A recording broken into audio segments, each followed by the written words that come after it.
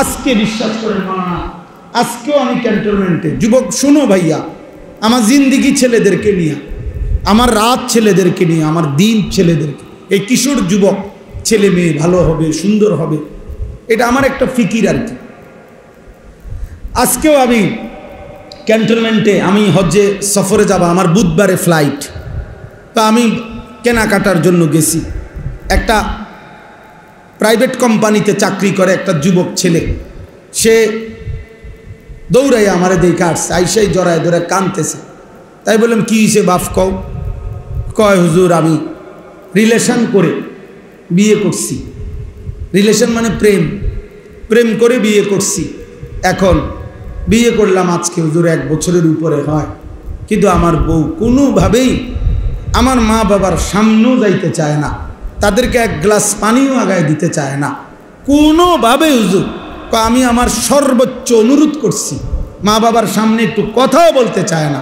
কয় যে সে কোনোভাবেই, তার এক বক্তব্য যে সে আমার এই গোলামি করতে পারবে না, সে আমার এটারে গোলামি করে, এটা নাকি গোলামি করা।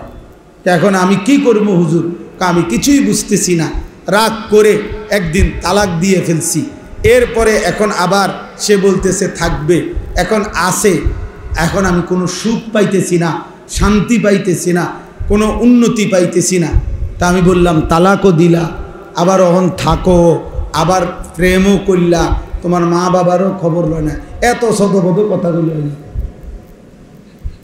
জিন্দিগিটাতে একটা সদরবদর বানাই লাইছ। হ্যাঁ, যে মেয়েকে তালাক দিয়েছ, এবার তার প্রতি যদি তোমার হাজার ভালোবাসাও হয়, যে মেয়েকে তুমি তালাক দিছ, এবার যদি সে রাবেয়া বসরির মতো আচরণও করে, তারপরেও তো সে তোমার জন্য হারাম। হারাম না? তাইলে এখন তুমি এটি ইচ্ছা কম কিচ্ছা, এখানে কাহিনী বলো কেন বাপ? বগুড়া বাড়ি। তাইলে আমি তখন তাকে বললাম যে ভাইয়া, নাম বলে দিছি যে তুমি অমুকখানে যাইবা, একজন মুফতি সাহেবের কাছ থেকে লিখিত ফতুয়া নিবা এবং খুব দ্রুত গতিতে বিচ্ছিন্ন হোক, নাইলে জীবনটা তোমার আরও ধুকে ধুকে একদিন পথের কাঙ্গাল হইয়া একদিন ভিক্ষার থালা হাতে নিয়ে নিবে। কারণ এত বড় হারাম করো না। এজন্য ভাইয়া, তোমরা যদি আমার কাছে কেউ শুনতা, আমার জীবনে সব সময় আমার পকেটে ছেলেরা কাগজ দেয়, অনেক সময় অনেকখানে কত কিছু লেখে, আমার খাদেম যারা, ওরা কত কিছু বলে। কি পরিমাণ এই হারাম সম্পর্কের কারণে প্রিয় ভাই, প্রথম তো মনে হয় ওই মেয়ে তোমারে ভালোবাসে, ওই মেয়ে তোমার সাথে প্রেম করে, সুন্দর সুন্দর কথা বলে, বিবাহের আগে তারও কোনো কিছু তোমার কাছে ভুল মনে হয় না, সেও তোমার কোনো কিছু ভুল মনে করে না। কিন্তু যেদিন থেকে বিবাহ হয়, সম্পর্ক ভালোবাসার পরে বিবাহ হয়, সেদিন থেকে দুনিয়াটা জাহান্নামের টুকরা হয়ে যায়। এজন্য দোস্ত আমার, কমপক্ষে আখেরাত তো আছেই, নিজের এই দুনিয়ার জীবনটা নষ্ট করো, জাহান্নামের টুকরা হয়ে যাবে। এটা জাহান্নামের টুকরা। কোনো নারীর পিছনে, ছবির পিছনে, কোনো জেনা ব্যভিচারের পিছনে, মোবাইলের এই অশ্লীল ছবির পিছনে আমার প্রিয় সন্তান জিন্দিগি নষ্ট করো না ভাই। এমন হায়াত শেষ করে দিও না, এমন সুন্দর রাত আর পাবা না, এমন সুন্দর দিন আর পাইবা না, আর পাইবা না। কিশোর যৌবন এমন একটা সময়, আমার কাছে কিতাব আছে, ওই ইউসুফ ভাই এই কিতাব দিছে, গত কিছুদিন আগেও দিছে, ওইখানে লিশাবাবে ফাকাত, যুবকদের জন্য একটা আরবি কিতাব। তো ওইখানে লিখছে উনি যে হে যুবক, মনে রেখো, আল্লাহ বলে দিছে যে যুবক হলো বাইনা দুফাইনে, আশ-শাবাবু বাইনা দুফাইন। একজন যুবক, একজন কিশোর, সে হলো 2 দুর্বলতার মাঝখানে। অর্থাৎ আল্লাহুল্লাযী খালাকাকুম মিন দুফিন, আল্লাহ বলেন আমি মানুষকে সৃষ্টি করেছি দুর্বল অবস্থায়। যখন সে শিশু তখন সে দুর্বল।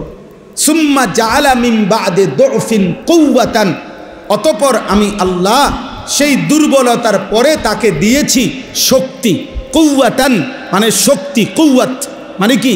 শক্তি মানে যৌবন।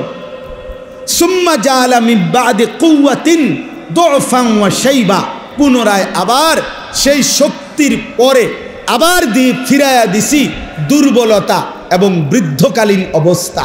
তাইলে বৃদ্ধকালটাও দুর্বল, শিশুকালটাও দুর্বল, তাহলে শক্তি কেবল যৌবন। এজন্য তিনি বলছে, হে যুবক, তোমার ওই দিকেও পার করে আসছো যেটা, সেটাও দুর্বল।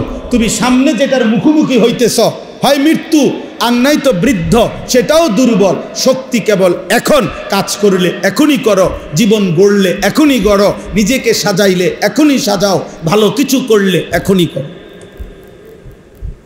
পরে আফসুস করো। একটা যুবক হইলেও আমার কথা মনে রাখো, নিজেকে বদলাও, চেঞ্জ করো। এই চুল বদলাও ভাইয়া, এই মুসলমানের চুল না। হাসো না ভাই, হাসো না, হাসা উড়ায় দিও না। তোমার ভিতরে যদি রক্ত থাকে, তোমার ভিতরে যদি কালেমা থাকে, তুমি যদি কোনো মুসলমান মার দুধ খায়া থাকো, তাহলে ইহুদি ইসরায়েলের ওই কুত্তারা প্রতিদিন তোমার মাকে হত্যা করে, বোনকে হত্যা করে, তোমার এতিম ভাইকে হত্যা করে, এতিম কুলের বাচ্চাকে যারা বোমা মেরে উড়ায় দেয়, ওই কুত্তারা, ওই বেঈমানদের ডিজাইন হলো এই চুলগুলো। আল্লাহর কসম, খোদার কসম, এগুলো সব ইসরায়েলি মডেল, সরাসরি বেঈমানের মডেল, অন্য কোনো দেশেরও না, সরাসরি ইসরায়েলের। কেন? এটা দাজ্জালের মডেল। আল্লাহ নবী বলছে, এখানে মুসলিম শরীফের হাদিস, নবীজি বলছে দাজ্জালের পরিচয় শাবুন, যুবক, কাতাতুন, চুল হবে এলোমেলো। হাদিস, ইন্নাহু শাবুন কাতাতুন আওয়ারুল আইন। নবীজি বলছে দাজ্জাল হবে যুবক, দাজ্জাল হবে এলোমেলো চুলওয়ালা, দাজ্জাল হবে বাম চোখ টেরা। তাইলে আল্লাহ রসুল বলছে দাজ্জালের চুলের ব্যাপারে, নালে নবী আলাদা বললেন কেন? আর একেবারে ইহুদিদের সমস্ত কিতাবে আছে, ইহুদি যারা এই ইসরায়েলের, এদের ধর্মীয় বিশ্বাস হলো দাজ্জাল খোদা। তারা, আমরা বলি দাজ্জাল, তারা উনাকেই বলে মসিহে মাউউদ, প্রতিশ্রিত যিনি আসবেন সেই মসিহ, ওরা দাজ্জালকে বলে। ওরা মনে করে উনি খোদা। এই জন্য মসজিদে আকসার এখানে উনি আসবে, মানে এই দাজ্জাল, সে এখানে বসবে, এখান থেকে ইহুদিদেরকে সাথে নিয়ে সারা পৃথিবীতে মুসলমানদেরকে হত্যা করে ইহুদি রাজত্ব কায়েম করবে।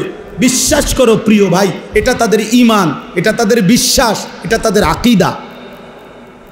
এই জন্য তারা মসজিদে আকসার সীমানা ছাড়তে দেয় না। এই জন্য তারা এই জায়গাটা এইভাবে মাটি কামড়াইয়া, আজকে কয়দিন যুদ্ধ চলে জানো? ৭৭ বছর।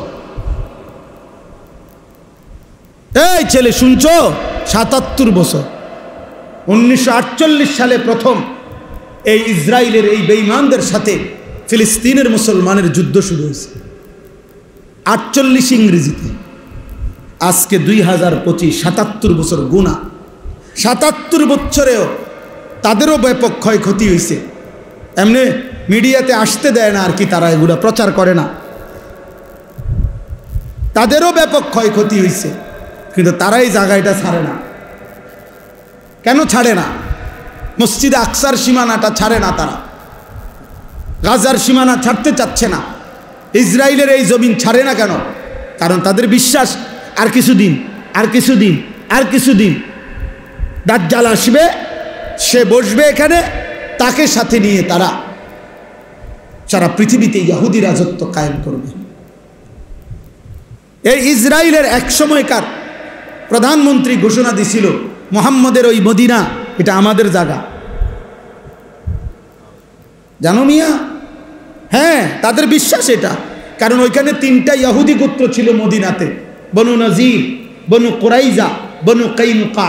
নবীজি সাল্লাল্লাহু আলাইহি সাল্লাম নবীজির হায়াতে যুদ্ধ করে সাহাবীদেরকে নিয়ে এই 3টা ইহুদি গোত্রকে আমাদের নবী মদিনার থেকে বিতাড়িত করছেন। এই জন্য তাদের ওই কথা মনে আছে। তাদের বিশ্বাস, তাদের পূর্বপুরুষ কই ছিল? মদিনায় ছিল, এটা তাদের জায়গা, খায়বার তাদের এলাকা, তাদের দাবি। এই জন্য তারা গোটা আরব বিশ্ব বিজয়ের স্বপ্ন দেখে। তাহলে এই যুদ্ধ দোস্ত ফিলিস্তিন আর ইসরায়েলের যুদ্ধ না, এটা ঈমান এবং কুফরের যুদ্ধ। সারা পৃথিবীর মোমেন একদিকে, সারা পৃথিবীর বেঈমানের দিকে। হ্যাঁ, এটা হলো স্যাম্পল, শুধু ইসরায়েল আর ফিলিস্তিন স্যাম্পল চলতেছে।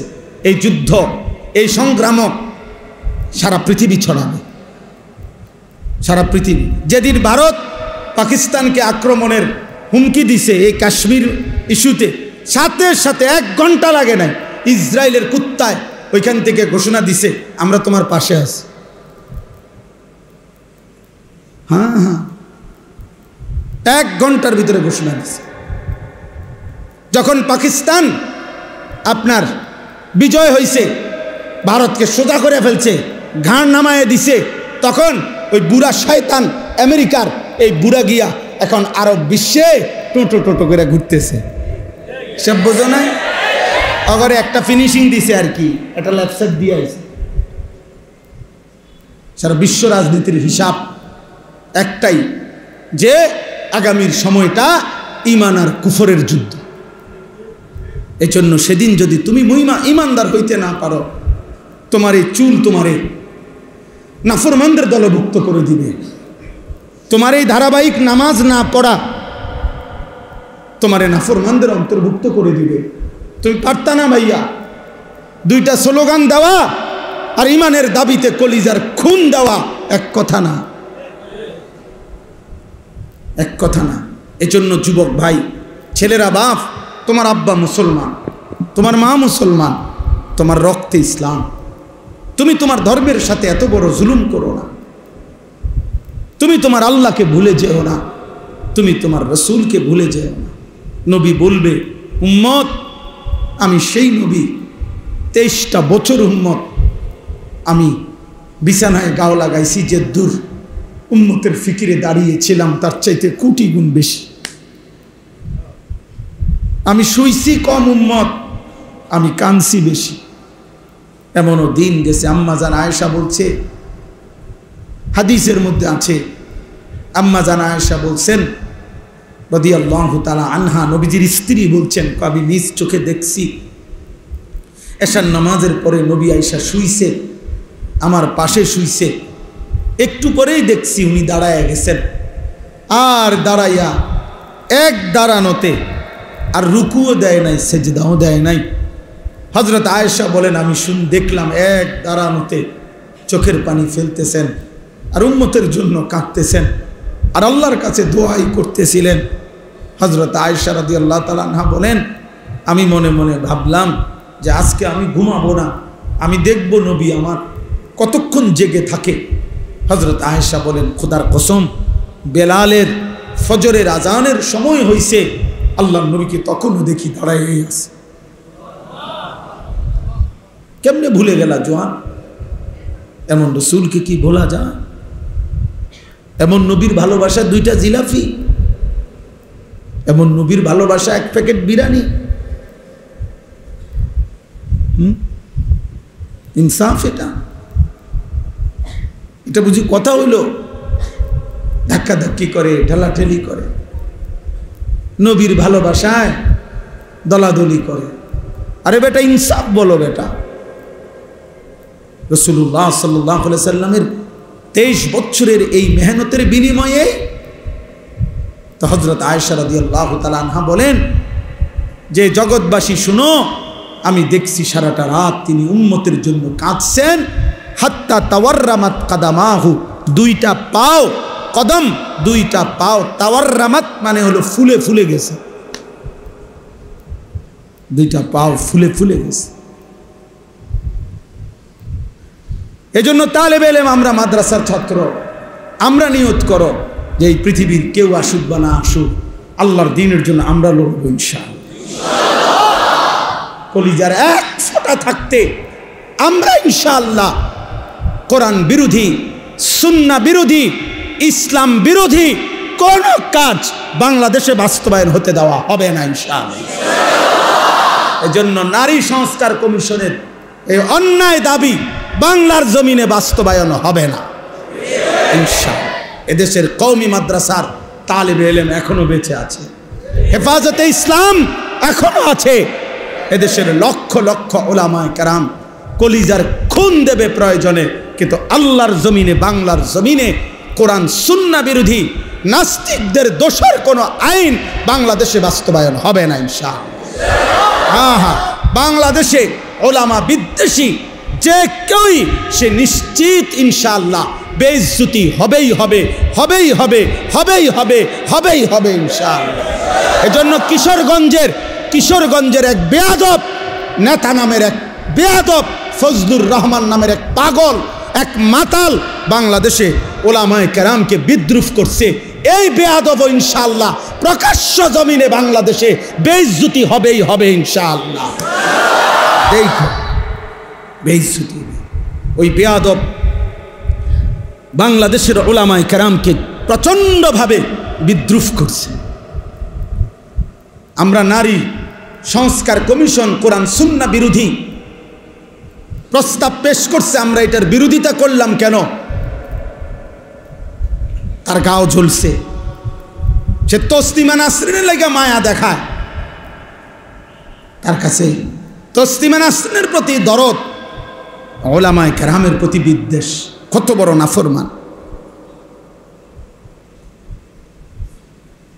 এই জন্য যুবক ভাই, আমার কথা আমি লম্বা করব না, আমি এটা বুঝাইতে চাই যে আল্লাহর নবী সাল্লাল্লাহু আলাইহি ওয়াসাল্লাম অনেক কষ্ট করে 23টা বছর নবীজি সাল্লাল্লাহু আলাইহি সাল্লাম হাসরের ময়দানে নবীজি উম্মতের আমলনামা দেখবে। ভাইয়া, আমলনামা দেখবে, নবীজি দেখবে। ফাকাইফা ইদা জিনা মিন কুল্লি উম্মাতিন বিশাহিদ ওয়া জিনা বিকা আলা হাউলা'i শাহীদা। এই আয়াতের তাফসীরের মধ্যে আছে সূরা নিসা। নবী সাল্লাল্লাহু আলাইহি ওয়াসাল্লামের সামনেও উম্মতের আমলনামা উন্মোচিত হবে, নবীজি দেখবেন, তোমারও আমারও। তো নবী যখন দেখবেন, আহা, আমার উম্মত সেই উম্মত যার আমলনামার মধ্যে 365 দিনের এক বছরে কোনো দিন ফজরের নামাজ পড়ে নাই। আল্লাহর নবী বলবেন, উম্মত, এটা কি আমলনামা? আমার 23 বছরের চোখের পানি, আমার তায়েফের রক্ত, আমার দান শহীদ করা উহুদের রক্ত, আমি ক্ষুধার কষ্টে পেটে 2টা পাথর বাঁধছিলাম, আমি রক্তের উপরে উহুদের প্রান্তরে গড়াগড়ি খাইছিলাম, তাইলে আমার এই রক্ত, চোখের পানি, ক্ষুধার কষ্টের বিনিময়ে এই আমলনামা?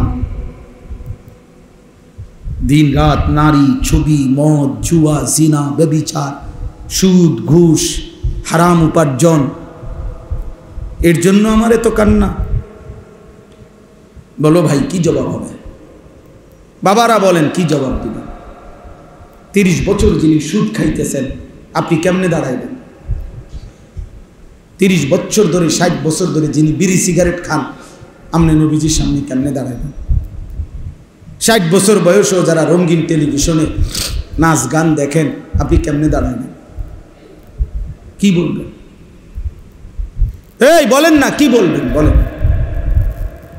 আজকে 20 বছর 25 বছর ধরে যার স্ত্রী বেপর্দা, আপনি স্বামী, মুসলমান স্বামী, কেমনে আল্লাহর সামনে দাঁড়াবেন?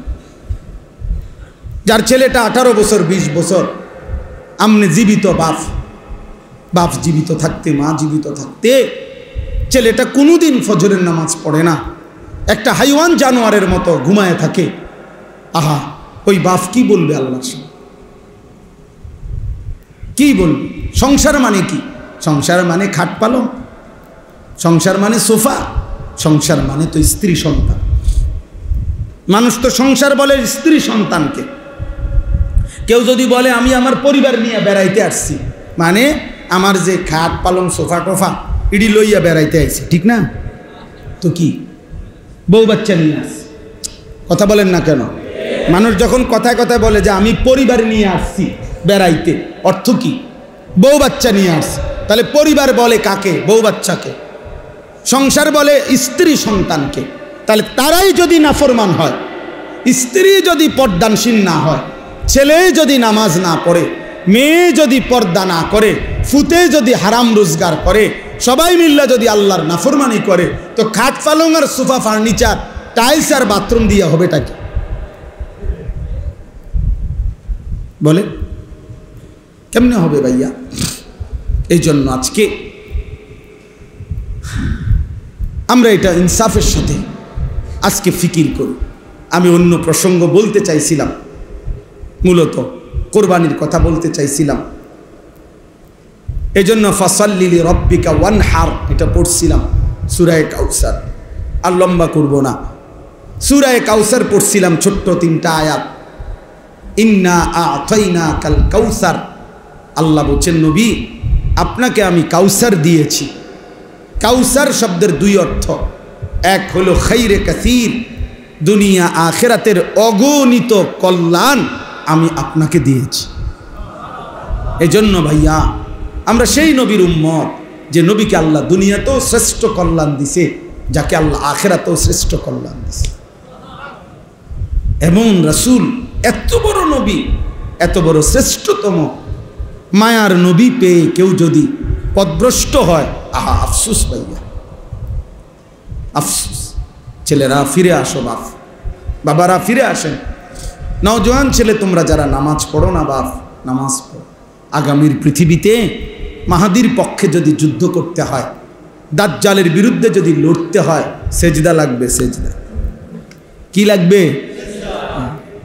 হাদিসে আছে ঈসা আলাইহিস সালাম আসরের নামাজের সময় নেমে আসবে জমিনে, আর ফজরের নামাজ পড়ে ইমাম মাহাদির বাহিনী নিয়ে মাহাদি এবং ঈসা ফজরের মুসল্লি, ফজরের মোমেনদেরকে সাথে নিয়ে দাজ্জালের বিরুদ্ধে চূড়ান্ত শেষ লড়াই নামবে, শুরু করবে, এবং ওই আক্রমণেই ঈসা আলাইহিস সালামের হাতে দাজ্জাল নিহত হবে।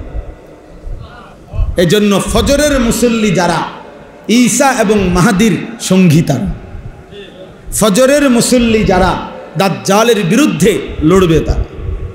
তাহলে 7:30 8টা বাজে, 9টা বাজে উঠা নাফরমান তুমি কোন দিকে যাইবা? বুঝো নাই বাবা? তুমি তো ফজরের নামাজ পড়ো নাই, তো তুমি তো ফজরের মুসল্লিও দেখো নাই, তুমি তো ঈসারও দেখো নাই, তুমি তো মাহাদিকেও দেখো নাই, তো তুমি 9টা বাজে উঠটা কি পাইবা? 8:30 বাজে উঠতে হ্যাঁ কি দেখবে? মোমেনের বাহিনী তো চলে গেছে যুদ্ধে, নাফরমান তখন পড়ে আছে। এই জন্য ভাইয়া ফজরের নামাজ, ফজরের নামাজ বিজয়ের নামাজ। কোন নামাজ? ফজরের ওয়াক্ত বিজয়ের ওয়াক্ত। হ্যাঁ হ্যাঁ, এই আগের কথা শুনেন, এই যে 10ই মে, এই মাসের 10 তারিখ শনিবার ফজরের নামাজ পড়ে সারা পৃথিবীর চ্যানেলে আসছে, এটা সব খবরে আসছে। ফজরের নামাজের সালাম ফিরাইয়াই নারায়ে তাকবীর আল্লাহু আকবারের স্লোগান দিয়ে পাকিস্তানের মধ্যে মুজাহিদ সেনাবাহিনী এই ইন্ডিয়ার বেঈমানদের উপরে শেষ এই চূড়ান্ত হামলাটা করছে ফজরের নামাজের পরপর। হ্যাঁ, আমি নিজে দেখছি মনে ফজরের এই দিনকার শেষ ঘটনা এটা। ঠিক 3 ঘন্টা লাগে নাই, বললাম না আমেরিকার বুড়া আব্বা, হ্যাঁ আমেরিকার বুড়া মিয়া ইন্ডিয়ায় ফোন দিছে, থাইমালাও ছাড়তা না, উড়াইয়া লাইব উড়াইয়া। হ্যাঁ, দোনো বুড়া ঠান্ডা হয়ে গেছে। মোদি বেইজ্জতি হয়েছে, ইনশাআল্লাহ নেতানিয়াহুও বেইজ্জতি হবে ইনশাআল্লাহ। ইমানের বিজয় হবেই হবে ইনশাআল্লাহ, জিতবেই ফিলিস্তিন ইনশাআল্লাহ, হারবেই ইসরায়েল, হারবেই ইসরায়েল। এজন্য এটা জরুরি। আল্লাহ তাআলা বলছেন, বন্ধু ইন্না আ'তাইনাকাল কাউসার, দুনিয়ার অসংখ্য কল্যাণ আর শ্রেষ্ঠত্ব আমি দিয়েছি আপনাকে, আখিরাতের কল্যাণ দিয়েছি। হাউজে কাউসার এরপরে দ্বিতীয় অর্থ হলো হাউজে কাউসার মানে জান্নাতের একটি নহর, যেটা হাসরের মাঠে আল্লাহ তাআলা আমাদের নবীর জন্য স্থাপন করবেন। জান্নাত থেকে এই নহরের পানি আসবে, আর আল্লাহ নবী সাল্লাল্লাহু আলাইহি সাল্লাম হাউজে কাউসারের এই পারে দাঁড়িয়ে ইমানদার উম্মতকে ওই হাউজ থেকে পানি পান করাবেন। এইটা ইন্না আ'তাইনাকাল কাউসার। আমার মনে আছে আরও অনেক লম্বা, আমি আমাদের খতিবে আজম মোনাজেরে জামান আল্লামা নুরুল ইসলাম অলিপুরি দামাত বারাকাতুহুমুল আলিয়া হজরতের জবানে ছোটবেলায় ছাত্র জীবনে কুমিল্লা চক বাজারে একটা মার্কেটের সামনে মাহফিল হয়েছে, ওইখানে ওনার মুখে এই সূরা কাউসারের ওয়াজ শুনছি ছাত্র জীবন। তো আল্লাহ তাআলা বললেন যে বন্ধু, আমি আপনাকে হাউজে কাউসার দান করলাম, সেটা শ্রেষ্ঠতম একটা জান্নাতের নহর। নবীজি বলেন আমার উম্মতকে আমি সেখান থেকে পানি পান করাবো। হাউজে কাউসারের পারে এত বেশি পরিমাণ পাত্র থাকবে, গ্লাস পেয়ালা, নবীজি বলেন আসমানের তারকার চাইতেও বেশি। তো আল্লাহ নবী সাল্লাল্লাহু আলাইহি সাল্লাম বলেন আমি আমার উম্মতকে পান করাবো, কিন্তু ফেরেশতারা আমার বহু উম্মতকে ফেরেশতারা বাধাগ্রস্ত করবে, মানে আটকাইয়া দিবে লাইনে পথেই। তা আমি দেখব আমার উম্মতকে ফেরেশতা আটকাইয়া দিছে। খোদার কসম বাপ, এই যেই হাদিসে হাউজে কাউসারের কথা, ওই হাদিসেই এটা আছে। নবীজি বলেন আমি তখন ফেরেশতাদেরকে ডাক দিয়ে বলবো, ফেরেশতারা ও তো আমার উম্মত, ওরে বাধা দিলা কেন? তখন ফেরেশতারা বলবে যে ইয়া রাসূলুল্লাহ, আপনি জানেন না, ইন্নাকা লা তাদরি মা আহদাসু বা'দাক, আপনার পরে এরা কি করেছে, আপনার দিন বিকৃত করে দিয়েছে, আপনার 23 বছর ভুলে গেছে, আপনার সুন্নাত, আপনার জিন্দিগি, আপনার চেহারা, আপনার আখলাক, আপনার সিরাত, আপনার সুরাত, সব কিছু তারা উল্টা করে ফেলেছে, বিরোধিতা করেছে, এর উল্টা করেছে, নিজের মন মতো জিন্দিগি চালাইছে, এই জন্য আমরা বাধা দিলাম। তো আল্লাহর নবী বলবেন সোহকান সোহকান লিমান গায়্যারা বাদি, দূর হবে ঈমান, যা নাফরমান উম্মত বের হ, তোদের জন্য আমি 23 বছর কাঁদছি, বিনিময়ে 23 বছর কাইন্দাও যেহেতু তোদের মন গলাইতে পারলাম না, তো আজকে যা দূর হ, আমার সুপারিশও লাগবে না, হাউজে কাউসারেরও পানি লাগবে না, যা যা বেটা সর। সেদিন বুঝবা দোস্ত, কাছে আইসা নবীজিকে দেইখা যখন বিতাড়িত হয়ে যাবে, তখন কি পরিমাণ কলজাটা ছিঁড়ে যাবে, তখন সে বুঝবে হায় এত বড় হাসরের ময়দানে আজ আমার কোনো আশ্রয় নাই। ফামালিজ জালিমিনা মিন আনসার, রব্বুল আলামিন বলেন সেদিন জালেম আর কোনো সাহায্যকারী পাবে না। فإذا نفخ في الصور فلا أنساب بينهم يومئذ ولا يتساءلون।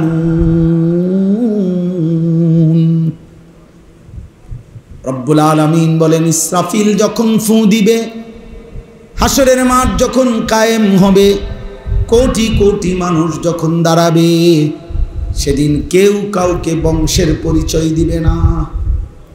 ফালা আনসাবা, নসব মানে বংশ, আত্মীয়তার সম্পর্কের কোনো পরিচয় দিবে না। ওয়ালা ইয়াতাসাআলুন, কেউ কাউকে ভালো মন্দ কিছুই জিজ্ঞেস করবে না। হাদিসের মধ্যে আছে আল্লাহর নবী বলেন ইব্রাহিমের মতো নবী তার সন্তান ইসমাইলকে দেখবে, কিন্তু একবারও ডাকবে না। ইয়াকুব নবীর মতো নবী ইউসুফকে দেখবে। খোদার কসম বন্ধু, ইউসুফ তো সেই ছেলে, 40 বছর ইয়াকুব নবী যেই ছেলের জন্য কাঁদছিল, আবিয়াদ্দাত আইনাহু মিনাল হুজনি, আল্লাহ বলছে ইউসুফের শোকে কাঁদতে কাঁদতে ইয়াকুব নবীর চক্ষুটা সাদা হয়ে অন্ধ হয়ে গেছে। সেই ইয়াকুব নবীও ইউসুফকে দেখে একবারের জন্য ডাকবে না। ইয়াকুব বলবে ইয়া রব্বি নফসি নফসি, ইউসুফ বলবে ইয়া রব্বি নফসি নফসি, ইব্রাহিম বলবে ইয়া রব্বি নফসি নফসি, ইসমাইল বলবে ইয়া রব্বি নফসি নফসি, মূসা নবী বলবে লা আসআলুকা লিয়াউমা উম্মি ওয়ালা উখতি, মূসা নবীর মতো নবী বলবে আল্লাহ আমি আমার মাকেও চাই না, বোনকেও চাই না, বাল আসআলুকা লিয়াউমা নাফসি, আজ শুধু আমি আমাকেই বাঁচাইতে চাই। তুমি কে, আমি কে? হ্যাঁ, আল্লাহ আমাদেরকে বুঝ দান করেন। ফাসাল্লি লিরাব্বিকা ওয়ানহার, আল্লাহ তাআলা বলেন অতএব বন্ধু হাউজে কাউসারের মতো নিয়ামত দিলাম, দুনিয়া আখিরাতের কল্যাণ দিলাম। অতএব যাকে আমি আল্লাহ তাআলা বড় কোনো নিয়ামত দেই তার উচিত দুইটা কাজ করা। এক, আমি রবের জন্য নামাজ পড়া। দুই, আমার জন্য কোরবানি করা। এজন্য যাকে আল্লাহ নিয়ামত দেয় তার উচিত আল্লাহকে সেজদা করা। যাকে আল্লাহ নিয়ামত দেয় তার উচিত আল্লাহর পথে সম্পদের কোরবানি করা। ইন্না শানিআকা হুয়াল আবতার, নবীজির শেষ ছেলেটা যখন মারা গেছে, মক্কার কিছু কাফের বলছিল মুহাম্মদ নির্বংশ, মুহাম্মদের আর নাম নিশানা থাকবে না পৃথিবীতে। আল্লাহ বলেন বন্ধু আমি ওয়াদা দিলাম আপনার বিদ্রুপকারী যারা, আপনার বিরোধিতাকারী যারা, তারাই নির্বংশ, তাদেরই নাম নিশানা থাকবে না, আপনার নামও থাকবে, আপনার দিনও থাকবে, আপনার ফিকিরও থাকবে, আপনার মেহনতও, আপনার বংশধরও কিয়ামত পর্যন্তই থেকে যাবে। এই জন্য আজকে আর আবু জেহেল, আবু লাহাব, উতবা, সাইবা, আস ইবনে ওয়াইল এসব বেঈমানদের নাম কোনো কুত্তাও নেন। এগুলার নাম নাই, বংশ নাই, ঠিকানা নাই, কিচ্ছু নাই, বায়োডাটা নাই, আব্বার নাম চাচার নাম কিচ্ছু নেই, কিচ্ছু নেই, বেলে নেই। কিন্তু রাসূলুল্লাহ সাল্লাল্লাহু আলাইহি সাল্লামের খানদান হযরতে হাসানের বংশধর, হযরতে হুসাইনের বংশধর ছিল, আছে, থাকবে ইনশাআল্লাহ। এজন্য চলো ভাই, মুমিনের নামই পৃথিবীতে থাকবে, নাফরমানের নাম থাকে। আল্লাহ তাআলা আমাদেরকে বুঝ দান করেন। তাহলে কি বললাম? বললাম দুই কথা। এক নম্বর কথা হলো আমাদের প্রত্যেকের ইসলাম সংশোধন দরকার কিনা।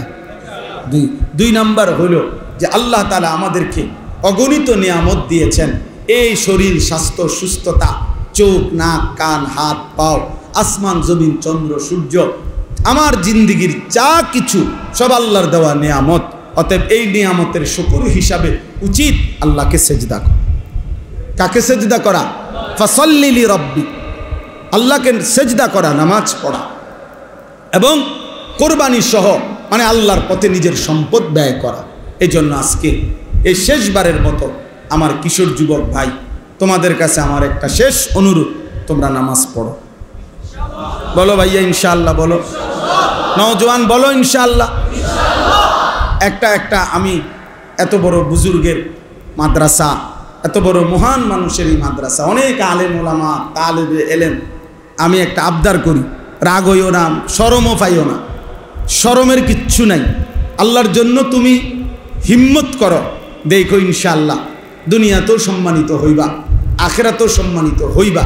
আমার একটা আবদার আছে, আবদারটা হইল তোমরা যাদের এই চুল, এই ডান দিকে বাম দিকে সামনে বড়, এই ফ্যাশনেবল চুল, তোমরা দাঁড়াইয়া বলো যে এই চুল কাইটা ফেলবা, সমান করবা চান, বলো, যে নিয়ত করো, এক হিম্মত করো। আমি দোয়া করুন দিল থেকে ইনশাআল্লাহ। এত তালেবে ইলম দোয়া করবে, উলামায়ে কেরাম তুম বললে লজ্জার কিচ্ছু নেই, তুমি ঠকবা না ইনশাআল্লাহ, তুমি জিতবা। আমি বললাম তুমি জিতবা, দাঁড়াও, হিম্মত করো না। যাদের চুল না দাঁড়াও, দাঁড়াইতে হবে, দাঁড়াইতে হবে, দাঁড়াও বাবা, মাশাআল্লাহ, শর্মায়ও না, হিম্মত করো, হিম্মত করো, হিম্মত করো যুবক, নিয়ত, পাক্কা নিয়ত করে দাঁড়াও, ধোকা দিও না। আমি কোনো তোমার লেগে বোটে দাঁড়াইছি না, কাজেই আমি তোমার আখিরাতের আশায় বলছি, পাক্কা নিয়ত ইনশাআল্লাহ। নিয়ত ঠিক আছে তো ইনশাআল্লাহ? কি করবা ভাইয়া কও? চুল সোজা করবো, সোজা, বলো কি করবা? আল্লাহ তোমাকে তৌফিক দান করে। হুজুর আপনারা এদের জন্য দোয়া করবে, তালেবে ইলম তোমরা বলো তাদের জন্য দোয়া করবা কিনা? আল্লাহ তাআলা এই যুবকদেরকে আগামীর মাহাদির সৈনিক হিসাবে কবুল করে না ইনশাআল্লাহ। তোমরাই লড়বা ইনশাআল্লাহ। আগামীর পৃথিবী ইসলামের পৃথিবী ইনশাআল্লাহ, কোরআনের পৃথিবী ইনশাআল্লাহ। সারা পৃথিবীতে দুশ্মন নিজেদের অস্ত্র খুলে ফেলছে, আর ইমানদারও ইনশাআল্লাহ জান দেওয়ার জন্য রেডি হয়ে আছে। বিজয় আসবেই মুসলমানের। আল্লাহ আমাদেরকে তৌফিক দেন। আজকের এই মজলিস আল্লাহ তাআলা কবুল করে নেন। আল্লাহর কথা বলার জন্য, শুনবার জন্য অনেক লোক, এটা কোনো জরুরি না।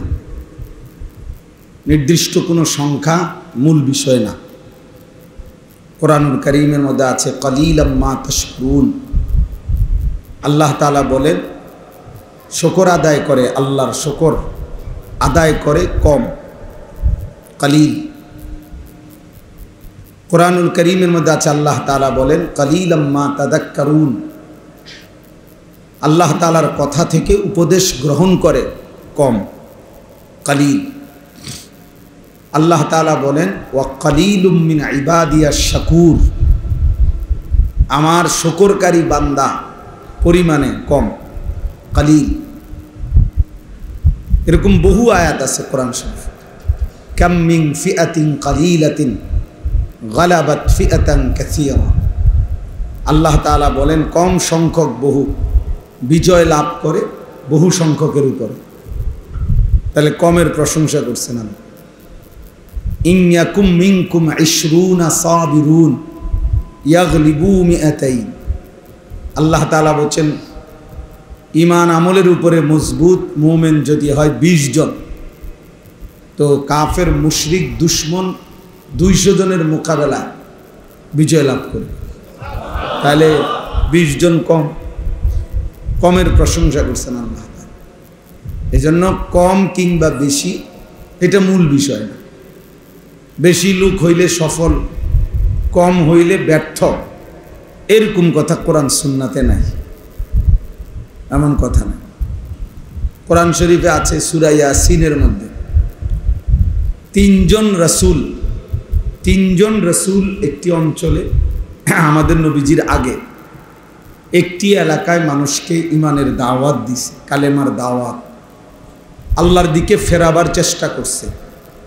তো 3 জন রাসূলের দাওয়াতে ইমানদার হইছে ওনাদের পুরা মেহনতে 1 জন। মুমিন হইছে কয়জন? 1 জন। ওয়াজা মিন আকসাল মদিনাতে রাজুল, 1 জন। তাইলে রাসূল 3 জন। ফাআযাজনা বিসালিসিন ফাকালু ইন্না ইলাইকুম মুরসালুন। 3 জনের ধারাবাহিক মেহনতে ওনাদের উপরে অনুসারী হয়েছে 1 জন। হাদিসের মধ্যে আছে আল্লাহর নবী সাল্লাল্লাহু আলাইহি ওয়াসাল্লাম বলছেন ফাওয়াল্লাহি লা আন ইয়াহদিয়াল্লাহু বিকা রাজুলান ওয়াহিদান খায়রুন লাকা মিন হুমুরিন নাআম। আল্লাহর কসম, তোমার দ্বারা 1 জন ব্যক্তি আল্লাহর পথ পাওয়া, হেদায়েত পাওয়া, নবীজি বলেন গোটা আরবের সমস্ত দামি উট লাল চিহ্ন বিশিষ্ট তোমারে হাদিয়া দেওয়া, উপঢৌকন দেওয়া, তার চাইতেও কোটি গুণে উত্তম। কয়জন ব্যক্তি? 1 জন। রাজুলান ওয়াহিদা, 1 জন। এজন্য এক মানুষের ফিকিরেও আল্লাহর কথা বলা দরকার। 1 জনের ফিকির, 1 জনই বদলাবে। আমি 1 জনের জন্যই 30 বছর মেহনত করলাম, 1 জনের জন্যই 10 বছর মেহনত করলাম। হাদিসের মধ্যে আছে আল্লাহর নবী সাল্লাল্লাহু আলাইহি সাল্লাম বলেন হাসরের ময়দানে এমন নবীও দাঁড়াবে যেই নবীর সাথে তার ইমানদার উম্মত হবে 3 জন। এমন নবীও দাঁড়াবে যার সাথে ইমানদার উম্মত হবে 2 জন, ইসনান। এমন নবীও দাঁড়াবে যার সাথে তার ইমানদার উম্মত মাআহু ওয়াহিদ, 1 জন। এমন নবীও দাঁড়াবে হাসরের ময়দানে যার সাথে তার ইমানদার উম্মত 1 জনও নেই, লাইসা মাআহু আহাদ, কেউ নেই ওনার সাথে, কেউ ইমান আনে নাই। তাহলে ওনারা ব্যর্থ, কথা বলেন। তাহলে এখানে সংখ্যা বিষয় না বাপ, এতে কোনো নির্বাচনী জনসভা না,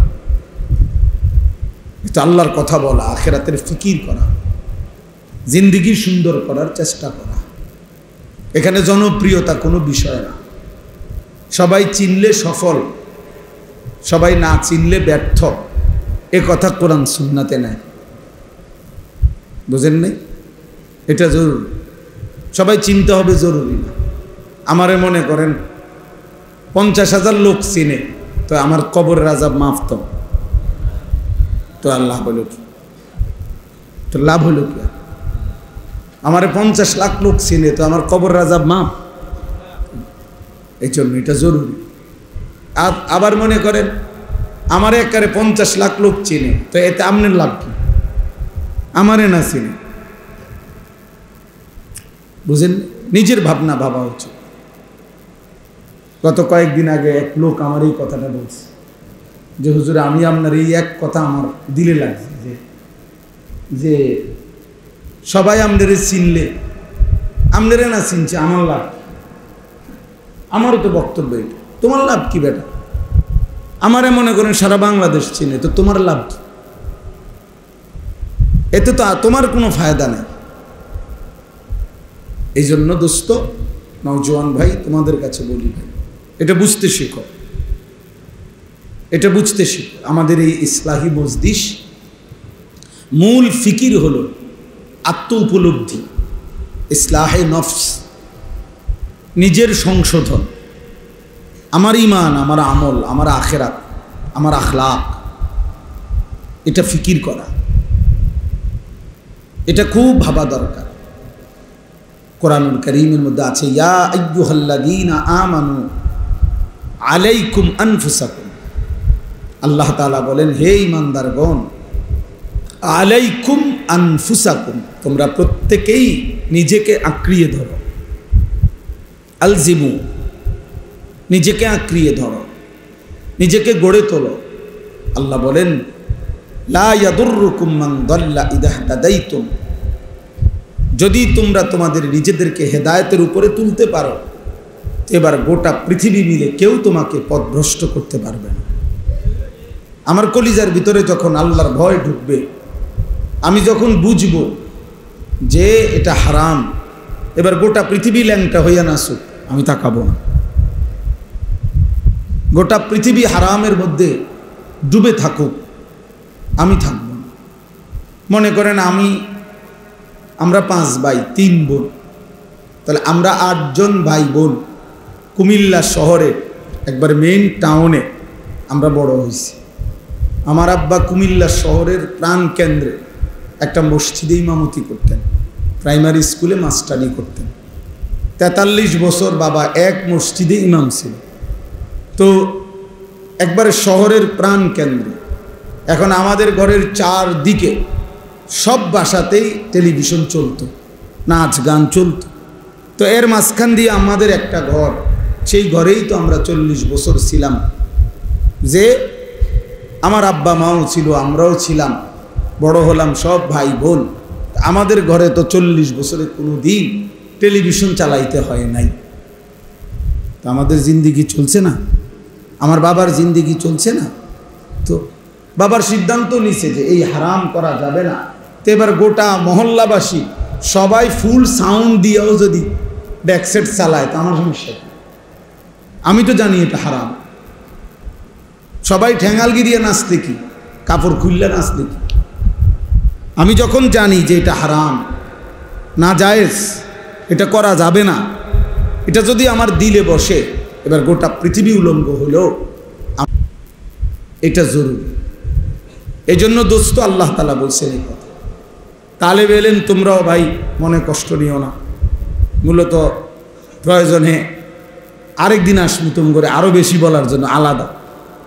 কিন্তু যেহেতু ইসলাহি মজলিসে অনেক এলাকার মানুষ আসছে, তা আমি চাইছিলাম যে ওনারা আলাদা বসুক। আমাদের কওমি মাদ্রাসার তালেব এলেমের জিন্দিগিটাই তরবিয়তওয়ালা, আলহামদুলিল্লাহ। আমরা মাদ্রাসার নিজামগুলো এভাবে সাজাই যে আমাদের বাচ্চা ইচ্ছা করলেও দাঁড়াইয়া পেশাব করতে পারে, আমাদের বাচ্চারা ইচ্ছা করলেও দস্তরখান ছাড়া খানা খাইতে পারে, আমাদের বাচ্চারা ইচ্ছা করলেও মেসওয়াক ছাড়া ওযু করতে পারে। তাহলে আলহামদুলিল্লাহ, দিবারাত্রি মাদ্রাসার নিয়মটাই সুন্নতে ভরা, তরবিয়তেই ভরা। এই জন্য আলহামদুলিল্লাহ ইসলাহের ফিকির তালেব এলেমদের জন্য উস্তাদরাই সম্মিলিতভাবে সর্বদাই করে থাকে। তো এই জন্য আওয়াম সাধারণ মানুষ যারা আছে, তাদের ইসলাহের ফিকির খুব দরকার। তাদেরকে মাঝে মাঝে এরকম বসানোর দ্বারা, এই 2-4 কথা শুনবার দ্বারা, বলার দ্বারা আস্তে আস্তে দিল তৈরি হবে। এক কথাতে কেউ বদলায়া যাবে না, কিন্তু অব্যাহত বলতে থাকলে তো নিয়ম হলো, যদি কোনো পাথরের উপরেও যদি ধারাবাহিক বৃষ্টির পানির ফোঁটা পড়তে থাকে, একদিন দেখা যায় ওই পাথরটার মধ্যে ছিদ্র হয়ে গেছে, একটু একটু ডাইবা গেছে। তাহলে যদি পাথর নরম হয়ে যায়, ছিদ্র হয়ে যায় ধারাবাহিক পানি পড়ার কারণে, তো ধারাবাহিক আল্লাহর কথা শুনতে শুনতে বলতে বলতে একদিন পাথর দিল মানুষও জিন্দিগি বদলায় যায়, বদলাইয়ে যায়। এই জন্য মূল ফায়সালা তো আল্লাহর হাতে। তো বলতেছিলাম নওজোয়ান ভাই বাবারা সবার কাছে, আল্লাহ তাআলা বলছেন আলাইকুম আনফুসাকুম, নিজেকে ধরো, নিজেকে গড়ো। তাহলে তুমি যদি হেদায়েতের উপরে ওঠো তো এবার গোটা পৃথিবীর কেউ আর তোমাকে পথভ্রষ্ট করতে পারবে না। ইয়া আইয়ুহাল্লাযীনা আমানু কু আনফুসাকুম ওয়া আহলিকুম নারা। আল্লাহ তাআলা বলেন, হে ঈমানদারগণ, তোমরা প্রত্যেকেই নিজেকে জাহান্নামের আগুন থেকে বাঁচাও, অতঃপর নিজের পরিবারের সদস্যদেরকে জাহান্নামের আগুন থেকে বাঁচাও। তাহলে 1 নম্বরে আল্লাহ তাআলা বললেন নিজেকে জাহান্নামের আগুন থেকে বাঁচাও, নিজেকে বাঁচাও। তাহলে এই নিজের দিকে নজর রাখা, নিজের ফিকির করা, প্রিয় ভাই বাবা, এটা জরুরি বিষয় বুঝা। এতটুকু বিবেক যে আমার ভালো, আমি আনিসুর রহমান, আমার ভালো কোনটা, আমার কল্যাণ কিসে, আমার কামিয়াবি কিসের মধ্যে, কি করলে আমার সফলতা, কি করলে আমার ব্যর্থতা, আমার কি করা উচিত, আমার কি করা অনুচিত, কি করলে আমার আল্লাহ রাজি, কি করলে আমার আল্লাহ নারাজি। নিজের জন্য এদ্দুর যে বোঝে না তার মতো পাগল মাতাল তার সিরা কোনো মানুষ হইতে পারে। তাই তো তুই বেটা পুরাই পাগল, বেটা মাতাল, তুই নিজের ভালোই বুঝলা না, এদ্দুরও কি মানুষ বুঝে না? তোমার এই সারা রাত নারী দেখা, ছবি দেখা, মোবাইলে উলঙ্গ দৃশ্য দেখা, এটা যে তোমার জাহান্নামের আগুনের দিকে নিয়ে যাচ্ছে, বেওকুফ, এটাও বুঝো না? তোমার এই প্রতিদিনের বেনামাজি থাকা, প্রতিদিন আল্লাহকে সেজদা না করা, কোনো দিনও ফজরের নামাজ না পড়া, এটা যে তোমার জাহান্নামের দিকে নিয়ে যাচ্ছে, এদ্দুর বুঝাও বুঝো না? আরে নিজের বুঝটা তো একটা কুত্তাও বোঝে, নিজের বুঝটা তো একটা শুকরও বোঝে, নিজের বুঝটা তো একটা সাপ বিচ্ছুও বোঝে। বেটা একটা কুত্তার দিকেও তো কেউ যদি লাঠি আলগি দেয়, কুকুর দৌড় মারে, কুকুর বোঝে এই লাঠি দিয়ে আমারে বাড়ি দিলে আমার ক্ষতি হবে, এই জন্য সে দৌড় মারে। তাহলে নিজেকে সেভ করা, নিজেকে রক্ষা করা, এতটুকু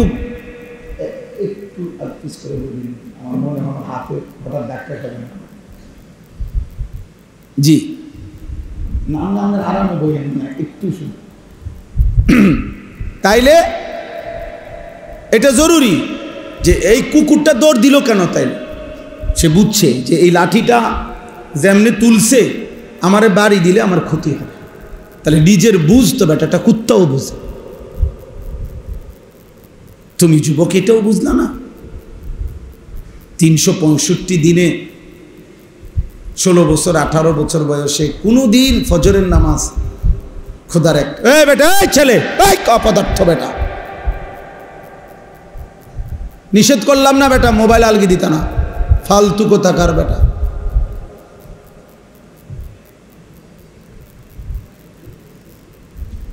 সাবধান, আমি ছেড়ে দই না মানুষ না। আমি বললাম না বিয়ে দরকার হলে আর কোনো দিন বলবো না, কিন্তু একদিন বলছি, একবার বলছি, একবার বুঝ করেই বল। খামখেয়ালির এক জিন্দিগি বানায় নিছি আমরা বিয়া। নওজোয়ান ছেলে তোমরা, মাত্র 16 বছর বয়স, 14 বছর বয়স, 18 বছর বয়স, বাবা এই এত অল্প বয়সে যদি আল্লাহকে মোটেই মনে না পড়ে, 18 বছর হয়েছে না বেটা তোর, তুই যদি এখনই এক ওয়াক্ত নামাজ না পড়স তাইলে বাকি জিন্দিগি জানোয়ার তুই করবি কি বেটা? আরে বেটা হাইওয়ান, তুই বাকিটা হায়াত করবি কি বেটা? মাত্র 16 বছরে এত অল্প বয়সে আল্লাহরে এভাবে ভুলে গেলি বেটা, এত কম বয়সে। মাত্র 18 বছর বয়সে এত নারী দেখে ফেললা, এত কম সময়ে এত উলঙ্গ ছবি দেখে ফেললা। হায় হায় জানোয়ার, বাকি জিন্দেগি চালবে কেমনে? হ্যাঁ, যদি বলো জানোয়ার বললেন কেন, জানোয়ার বলতো না কি জুনায়েদ বাগদাদিনী কইতো? সেজদাবিহীন হাইওয়ানকে কি বলতো? কথা বলেন না কেন? মনের ইচ্ছা মতো যে চলে, মনের চাহিদা মতো যে চলে, তাকে কোরআন কি বলছে বলে? তাই তাকে কোরআন বলছে জানোয়ার, আমি বলবো না কেন? আরাআইতা মানিত্তাখাযা ইলাহাহু হাওয়াহু আফা আনতা তাকুনু আলাইহি ওয়াকিলা আম তাহসাবু আন্না আকসারাহুম ইয়াসমাউনা আও ইয়াকিলুন ইনহুম ইল্লা কাল আনআম। আল্লাহ বলছে মনের চাহিদা মতো যে চলে বন্ধু, আমি আল্লাহ বলে দিলাম তার পরিচয় আর কিছুই নয়। ইন নাফিয়া, ইল্লা ইস্তেসনা, নফি ইস্তেসনা হসর বুঝায়, সীমাবদ্ধ, অর্থাৎ তার পরিচয় আর কিছুই নয়, আর কিছুই নয়, শুধুই আনআম, শুধুই চতুষ্পদ জন্তু, শুধুই জানোয়ার, শুধুই জানোয়ার, শুধুই জানোয়ার। তাহলে তুমি কার সিদ্ধান্তে চুল এমনে রাখলা? তোমার খেয়াল। তুমি কার সিদ্ধান্তে এক ওয়াক্ত নামাজ পড়ো না? তোমার মনের ইচ্ছা। তুমি কার সিদ্ধান্তে নারী দেখো, ছবি দেখো, উলঙ্গ দৃশ্য দেখো, তোমার মন চাইছে, তো এটারই তো কয় জানোয়ার। আল্লাহ তাআলা তো এরই জানোয়ার বলছে, যে তার মনের ইচ্ছা মতো চলে, যার মনের ইচ্ছা তার খোদা। বলো যুবক, বলো বাপ, তোমার কোনো সৃষ্টিকর্তা আছে? থাকলে তিনি তোমাকে কিছু করতে বলে নাই? কোরআনুল কারীমের মধ্যে আরো সাংঘাতিক কথা আছে। সূরা আরাফের মধ্যে আছে ওয়াত্তাবা হাওয়াহু ফামাসালুহু কামাসালিল কাল। আমি প্রতিদিন এই আয়াত নাকি মৌলানা ডেইলি একবার হলো বলি। আল্লাহ কোরআনে বলছি ওয়াত্তাবা হাওয়াহু, সে তার মনের চাহিদার অনুসরণ করেছে। আল্লাহ বলেন অতএব ফামাসালুহু, তার উদাহরণ কামাসালিল কাল, কুত্তার মতো। বুঝছো বাবা? মনের ইচ্ছা মতো যে চলে, খোদার কসম আল্লাহ তার উদাহরণ দিছে কি? কামাসালিল। তা বলেন অর্থ কি? বলেন কালবুন অর্থ কি? কুত্তা বেটা, কোনো ভিন্ন অর্থ নাই। এমন না যে আরো দুইটা অর্থ আছে, এটা বালাডা কইলাম, এমন তো ভিন্ন অর্থও নাই। কালবুনের অর্থ আরেকটা অর্থ আছে না? নাই তো। কালবুনের অর্থ তো সিংহ না, কুকুর। আল্লাহ বলেন ফামাসালুহু, এক বেঈমানের উদাহরণ দিতে গিয়ে আল্লাহ বলছে যে সে তার মনের চাহিদার অনুসরণ করেছে।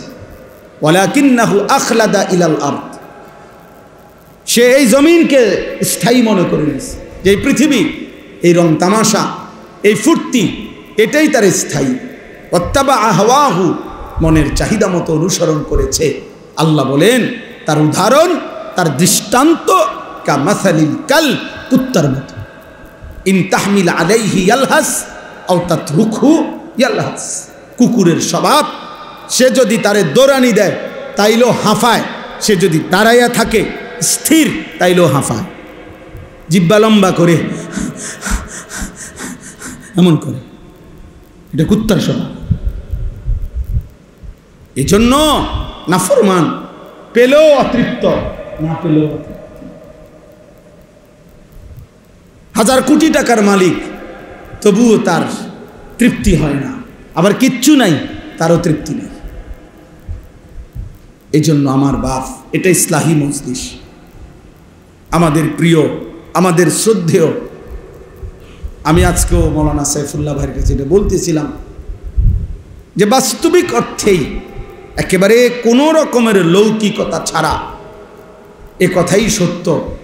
ছোটবেলা থেকেই আমরা ছাত্র জীবনে যে মানুষটার ওয়াজ শুনতাম, আমরা কুমিল্লা টমসম ব্রিজে নিচে বৈশা কুমিল্লায় বয়ান শুনতাম, কত সময় কতখানে এরকম মাটিতে বৈশা শ্রোতাদের সাথে ছোটবেলা থেকেই যার বয়ান শুনতাম, যিনি কোরআনুল কারীম তিলাওয়াত করলে পুরা মজমা একসাথে আল্লাহু আকবারের ধ্বনি দিয়ে উঠত, আহা, সেই মানুষ এখানে শুয়ে আছে, সেই মানুষ এখানে শুয়ে আছে। ছোটবেলায় আমরা যাদেরকে অনুসরণ করতাম, ভাবতাম তাকায়া তাকায়া যে হা এমন স্টেজ, কোনোদিন যদি আমরা দুইটা লাইন বলতে পারতাম, আমাদের সেই রাহবার, বিশেষ করে আমরা যারা দুই চার শব্দ আল্লাহর কথা বলা আল্লাহ তৌফিক দিছেন, আমাদের জন্য বাস্তবিক অর্থেই যিনি রাহবার ছিলেন, আমাদের সেই পরম শ্রদ্ধেয় আল্লামা হাফিজ জুবায়ের আহমদ আনসারী রহমতুল্লাহ আলাইহি। আমি আজকেও বলছি, শেষ ব্রাহ্মণবাড়িয়ার বাসায় আমি হুজুরের কাছে গেছি দেখা করতে, তো ওই সময় বাড়ির থেকে জাম পাঠাইছে বড় বড়, হুজুরের বাড়ি থেকে ওই ব্রাহ্মণবাড়িয়ার বাসায়। তা আমার হুজুরে নিজের হাতে জাম খাওয়াইছে, এরকম বড় বড় মিষ্টি, খুব সুন্দর জাম। আমাদের ঢাকা বিয়াম মিলনায়তনে রাবেতাতুল ওয়াইজিনদের একটা সংগঠন হয়েছিল। এই সংগঠনে উদ্বোধনের সময় হুজুর বয়ান করছিল আমাদেরকে, ওয়াইজদেরকে, আমিও ছিলাম, ওয়াজ বয়ান বক্তব্য দিছে, ওয়াইজিন সব বক্তারা বসছিল আমগরে হুজুরে। আমিও ওই সময় হুজুরের শেষ বয়ান সরাসরি শুনছিলাম। ওই বয়ানে বলছে, আমার পুরা মনে আছে যে বক্তাদেরকে বলছে, বক্তারা আপনারা ওয়াজ এমন ওয়াজ হইবেন না। হুজুরে ঘটনা বলছে যে কোন জায়গায়, যে শুধুই টাকার জন্য ওয়াজ করবেন না। তো বলছে যে রাত্রেবেলা বক্তা ওয়াজ করে ওই বাড়িতে ছিল, সকালবেলা যাওয়ার সময় তারার একটা কম্বল সহ হুজুর যাইতেছে।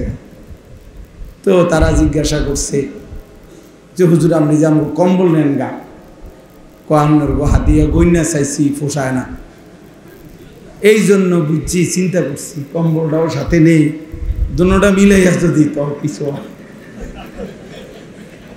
আমি নিজে শুনছি, এটা হুজুরে বলছি, ও ওইখানে কয়েমন বক্তা হয়ে না যে মানুষের কম্বল শুদ্ধ নেয় গা। আল্লাহ তাআলা তার খবরকে নূরে নূরে ভরপুর করে দেন।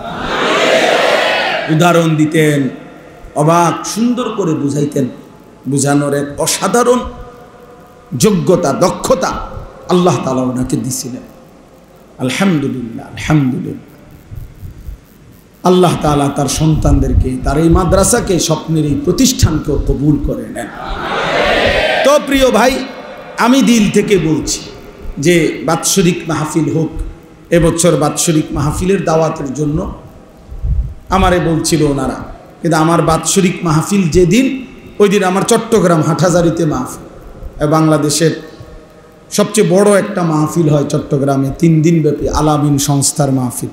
ওই মাহফিল ওই দিন, ওই না আমারও দাওয়াত আছে।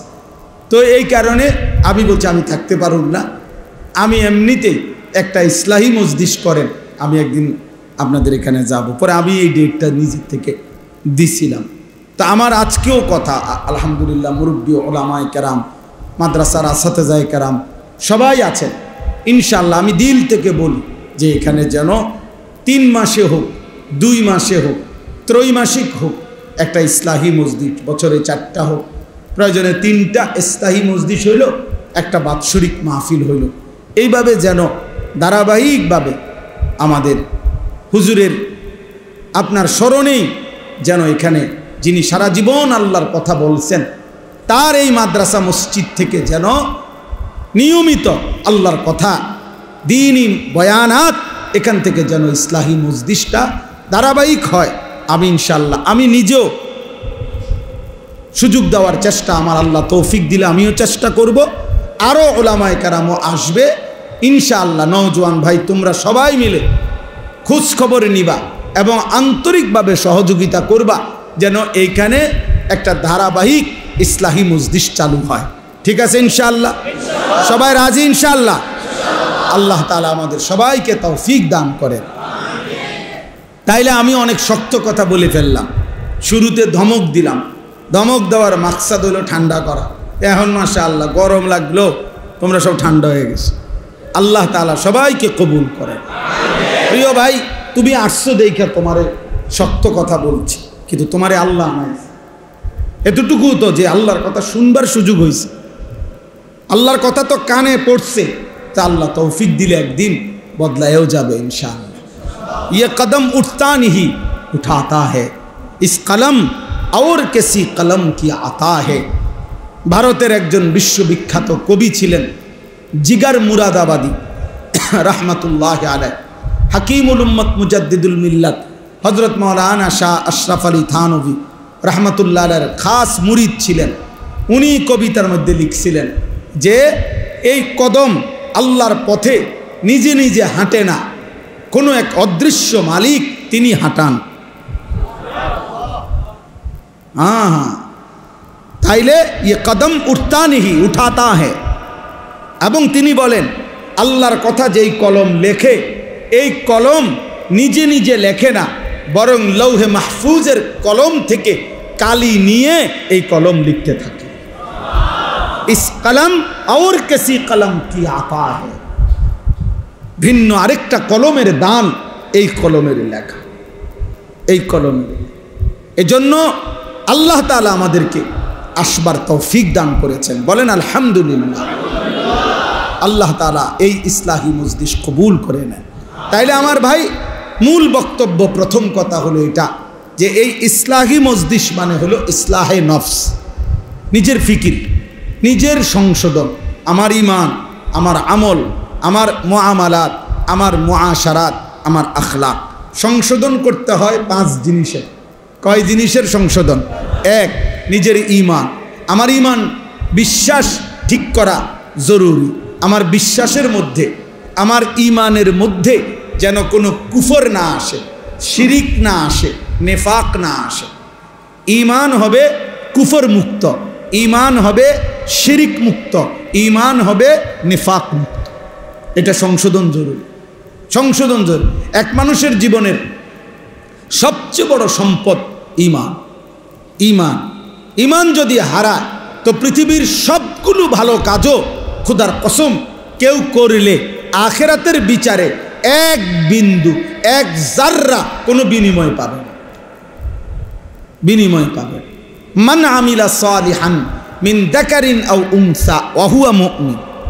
আল্লাহ তাআলা বলেন, পুরুষ কিংবা নারী যেই নেক আমল করে, তবে শর্ত হইল অহুয়া মুমিন, ঈমান ঠিক অবস্থা, ঈমান অবস্থায়, ঈমান অবস্থায় পুরুষ কিংবা নারী যেই নেক আমল করবে, ফালা নুহইয়ান্নাহু হায়াতান তাইয়্যিবা, আমি আল্লাহ তাকে দুনিয়াতেই একটা উত্তম পবিত্র আরামের জীবন দান করব। ওয়ালা নাজজিয়ান্নাহুম আজরাহুম বিআহসানি মা কানু ইয়ামালুন, এবং আমি আল্লাহ তার প্রত্যেকটা নেক আমলের বিনিময়ে আখিরাতে জান্নাতের সর্বোত্তম বিনিময় দান করব। তাহলে শর্ত হলো ঈমান। শর্ত হলো কি? কোরআনে আছে, ওয়ামান আরাদাল আখিরাতা ওয়া সাআলাহা সাইয়াহা ওয়া হুয়া মুমিন ফাউলাইকা কানা সাইহুম মাশকুরা। আল্লাহ তাআলা বলেন, তোমাদের মধ্য থেকে যারা যারা আখিরাত চায় এবং আখিরাতের জন্য, জান্নাতের জন্য সর্বোচ্চ মেহনত করে, ওয়া সাআলাহা সাইয়াহা, তার জন্য মেহনত করে, আমলের মেহনত, আল্লাহ বলেন অহুয়া মুমিন। হ্যাঁ, শর্ত হলো ঈমান অবস্থা। ঈমান অবস্থায় আখিরাতের আশায় যে সর্বোচ্চ মেহনত করে, ফাউলাইকা কানা সাইহুম মাশকুরা। আল্লাহ তাআলা বলেন, তার প্রত্যেকটা মেহনত ঈমান ঠিক রেখে যাই করবে তাই আল্লাহর কাছে প্রশংসিত হবে, কৃতজ্ঞতার উপযুক্ত হবে। আল্লাহ তাআলা সেটা ধন্যবাদের সাথে গ্রহণ করে নেবেন। এই জন্য ঈমান আমাদের সংশোধন জরুরি। আমার অজান্তে যদি আমি ঈমান হারা হয়ে যাই, কোনো কথা দ্বারা, কোনো শব্দ দ্বারা, কোনো বিশ্বাসের দ্বারা, কোনো আচরণের দ্বারা যদি আমার শিরিক হয়, কুফর হয়, নেফাক হয়, প্রিয় ভাই, প্রিয় বাপ, সবার জন্য, আমার জন্য, তাহলে আমার আখিরাত বরবাদ। তাইলে আমার আখেরাত বরবাদ। শিরিক মুক্ত ঈমান, শিরিক মুক্ত ঈমান জরুরি। এজন্য শুধুমাত্র কালেমা লা ইলাহা ইল্লাল্লাহ এটা আমি মুখস্থ বলতে পারি, এতটুকুই যথেষ্ট না। নবীজি সাল্লাল্লাহু আলাইহি সাল্লাম বলছে, আল ঈমানু বিদউন ওয়া সাবউনা শুবা, ঈমানের 70টার চাইতে বেশি শাখা প্রশাখা আছে, ডালপালা। তো মুহাদ্দিসিনে কেরাম, উলামায়ে কেরাম সর্বোচ্চ গবেষণা করে তারা বের করছে ঈমানের 77টা শাখা। কয়টা? তো ফাআফদালুহা কাউলু লা ইলাহা ইল্লাল্লাহ, ঈমানের সবচেয়ে বড় শাখা লা ইলাহা ইল্লাল্লাহ, এই কালেমাটা বলা। তাহলে এটা তো ঈমানের একটা শাখা বড়, কিন্তু বাকি 76টা, বাকি 76টা কই? তাহলে আমার খবর নেওয়া উচিত। আমার খুলনার হজরত, বাংলাদেশের অন্যতম একজন বুজুর্গ, করাচি হজরত রহমতুল্লাহ আলাইহির খলিফা হজরত মাওলানা মুফতি নুরুল আমিন সাহেব হজরত বলেন যে একজন মানুষের একেবারে বইয়ের মতো কাগজের মধ্যে, লিফলেটের মধ্যে, হ্যান্ডবিলের মধ্যে নিজেরা 77টা ঈমানের শাখা লিখা উচিত এবং একটা একটা করে নিজের জীবনের সাথে মিলাইয়া টিক চিহ্ন দেওয়া উচিত, আছে কোনটা নাই কোনটা। কি ভাই, উচিত না এটা? আছে কোনটা নাই কোনটা, তাইলে না আমার ঈমান পূর্ণ হলো। এটা আমারও উচিত, এটা আপনাদেরও উচিত, এটা তালেবে ইলমদেরও উচিত, এটা উস্তাদদেরও উচিত, এটা আলেমেরও উচিত, এটা আওয়ামেরও উচিত। ঈমান বুঝাই দিতে হবে আল্লাহকে। হাদিসের মধ্যে আছে সাহাবায়ে কেরাম হযরত জুনদুব ইবনে আব্দুল্লাহ তিনি বলেন, আমরা কিশোর ছিলাম, উনি কিশোর বয়সী সাহাবী, 14-15 বছরের। উনি বলেন, আমরা কয়েকজন কিশোর নবীজির কাছে লম্বা সময় কিছুদিন অবস্থান করলাম। কুন্না মা'আন নবী সাল্লাল্লাহু আলাইহি সাল্লাম ওয়া নাহনু হাজাবিরা। হাজাবিরাতুন শব্দের অর্থ হলো করিবুল বুলুগ, যে বালেগ হওয়ার কাছাকাছি কিশোর, এই বয়সী, মনে করো 13-14 বছর। তো তিনি বলেন, এই বয়সেই আমরা নবীজির কাছে কিছুদিন ছিলাম, থাইকা কি করলাম, কি করছি আমরা?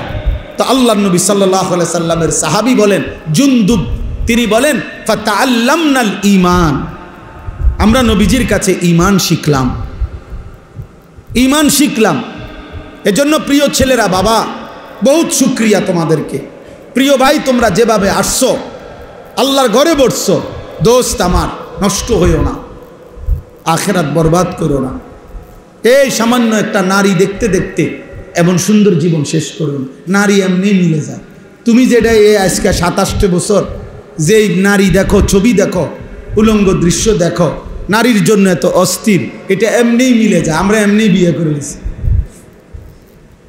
এ সারাদিন কুত্তার মতো বেডির পিছনে হাঁটান লাগছে না, আমরা এমনি বিয়ে করে ফেলছি। টাইম হয়েছে তো বাপ মা মেয়ে দেখছে তো বিয়ে হয়ে গেছে, এটা কোনো আশ্চর্য কিছু না। এই পৃথিবীতে একটা সহজ বিষয়। তাই জন্য নারীর জন্য, ছবির জন্য, নর্তকীর জন্য এমন সুন্দর হায়াত কেন নষ্ট করে দিবা? কেমনে নষ্ট করে দিবা ভাইয়া?